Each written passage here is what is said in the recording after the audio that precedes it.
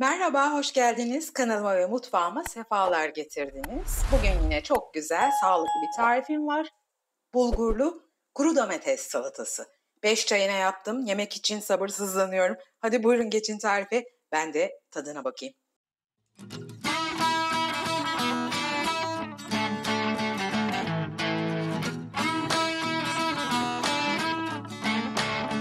Şimdi çok güzel kuruttuğum domateslerim var. Bu domatesleri ben kuruttum arkadaşlar. 3-3,5 saatte çok güzel fırında kurudu. Bir günde güneşte havalandırdım, beklettim ve harikulade yaklaşık 1 kiloya yakın kuru domateslerim oldu. Bütün kış bu kuru domatesleri kullanacağım.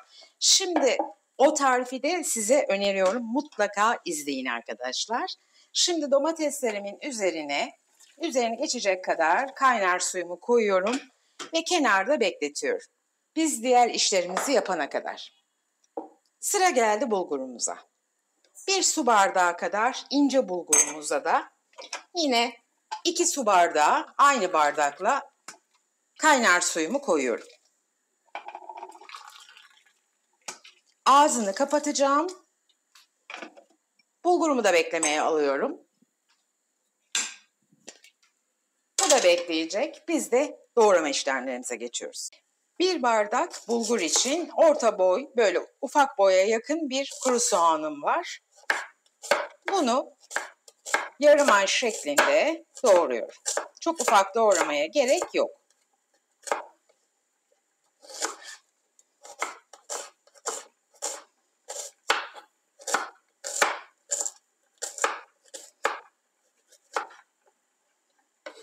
Doğradığımız soğanları biraz ovarak açıyoruz. Yıkamıyorum soğanları. Tuzlayıp acısını çıkaracağım diye vitaminini atmıyorum. Sadece biraz ovup açıyorum. Tamamen keyfe bağlı, zevke bağlı bir 8-10 tane yeşil zeytinimi de ufak ufak doğruyorum. Halka halka da olabilir. Çünkü kuru domatese yeşil zeytin çok yakışıyor. Benimkisi dolma olan, içinde çekirdeği olmayan zeytinler. Bu şekilde işim daha kolay ama sizin çekirdekli zeytininiz varsa çekirdeğini çıkararak da bu işi yapabilirsiniz.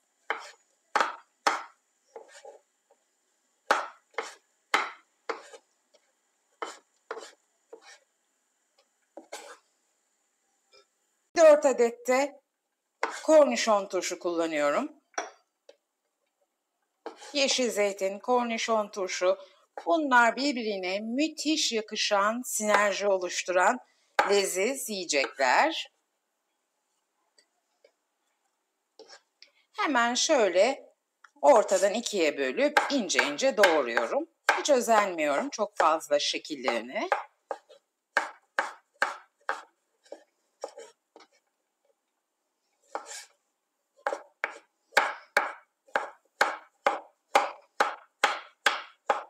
Mor soğan koyduk ama yeşil soğanın yeri ayrı. Bulgura çok yakışır çünkü.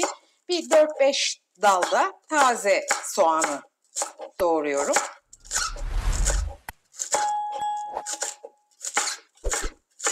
Bir avuç maydanozum, bir avuç da dereotum var. Güzelce yıkadım. Bunları da minik minik doğruyorum.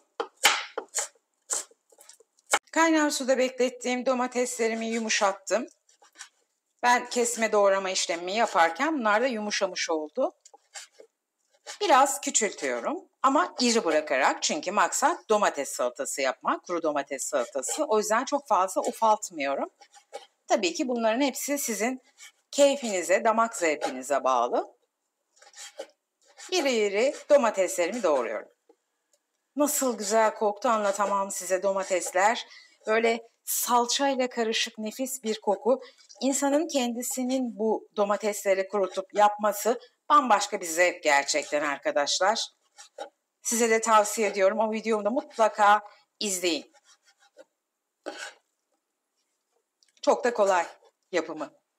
Ve biliyorsunuz peynircilerde, marketlerde inanılmaz pahalı. Bulgurumuz çok güzel yumuşamış, dinlenmiş. Şimdi geldi bunu lezzetlendirmeye. Tuzumu önden koymadım, şimdi koyuyorum. Tuz tamamen spesifik kişinin zevkine bağlı. 1,5 çay kaşığı kadar tuz ilave edip güzelce karıştırıyorum. 1 çay kaşığı sumak, 2 çay kaşığı toz kırmızı biber, 1 çay kaşığı da pul biber koyuyorum. İyice karıştırıyorum. Bulgura çok yakışan, lezzet veren baharatlar bunlar. Ama sizin sevdiğiniz başka baharatlar varsa onları da ilave edebilirsiniz. Hiçbir şekilde tarife tam bağımlı kalmak zorunda değilsiniz. Keyfinize göre oynayabilirsiniz. Şimdi biraz da karabiber çekeceğim.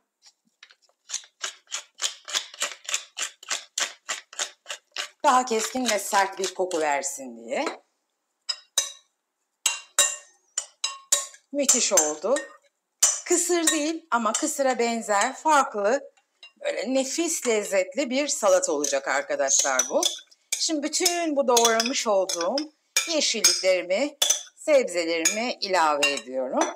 Ekstradan da bir avuç elimle iri olarak kırdığım cevizim var ki kuru domatese çok yakışır. 2 yemek de haşlanmış mısırım var. Güzelce karıştırıyoruz ve soslayacağız.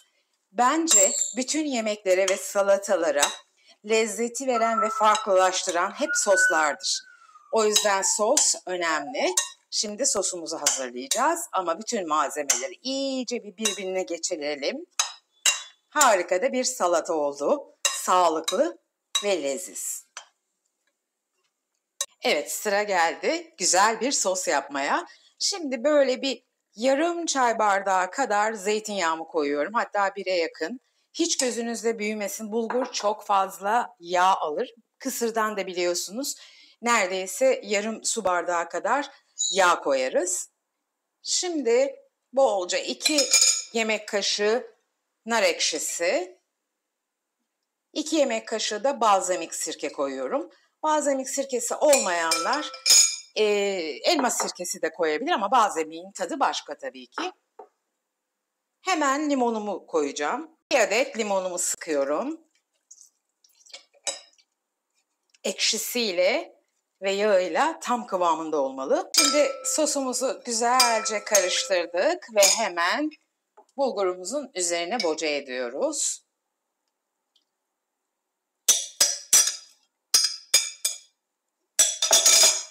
Bu sosla bulgurumuz muhteşem bir salataya dönüşüyor. Güzelce her yerine iyice bulaştıracak şekilde karıştırıyoruz ve servis edelim bakalım şimdi. Bulgurlu kuru domates salatası hazır oldu. Hemen şipşak 10 dakikada hazırlanıyor arkadaşlar ama lezzeti gerçekten muhteşem.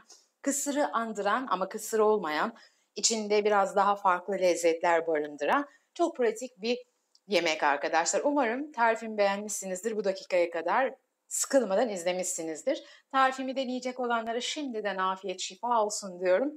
Özellikle domates kurutma videomu da bir tekrar gözden geçirmenizi arzu ederim ki henüz bu şişe domatesler, Sakarya domateslerinin zamanı geçmemişken, marketlerde çok bol ve ucuzken alıp yapmanızı tavsiye ediyorum. Çünkü bütün kış boyunca gerçekten hayat kurtarıcı oluyorlar. Çok da lezzetli oluyorlar. Ben pek çok kuru domates salatası ve sosu da yapıyorum. Umarım onları da izliyorsunuzdur. Eğer ki bu dakikaya kadar kanalıma henüz abone değilseniz ve ilk defa karşılaştıysak kanalıma abone olmanızı ve bildirim zilini açmanızı sizden rica ediyorum. Bildirim zilini açtığınız zaman bütün tariflerimiz hemen size bildirilir ve tariflerimizi kaçırmamış olursunuz. Videolarımı da beğenirseniz beni çok mutlu edersiniz. Kanalıma abone olmak ve videolarımı beğenmek, bildirim zilini açmak tamamen ücretsizdir. Ama bu şekilde bana da destek olmuş olursunuz. YouTube algoritması dolayısıyla sizin beğenileriniz, yorumlarınız gerçekten çok önemli. Siz ne kadar çok izler ve beğeni yaparsanız videolarımız başkalarına o kadar çok ulaşıyor. Eğer izlemez ve beğenmezseniz videolarımız kendi kendine YouTube'un karanlık çöplüğünde yok olup gidiyor ve bu kadar emek de ziyan olmuş oluyor. Umarım tariflerimi beğeniyorsunuzdur. Sosyal medyalarınızda, sevdiklerinizle, arkadaşlarınızla da paylaşırsınız ve videolarım birçok kişiye yayılmasını sağlarsınız. Çok teşekkür ediyorum beni izlediğiniz için. Hepinizi çok seviyorum. Sağlıkla kalın, hoşça kalın. Ağzınız hep tatlı kalsın.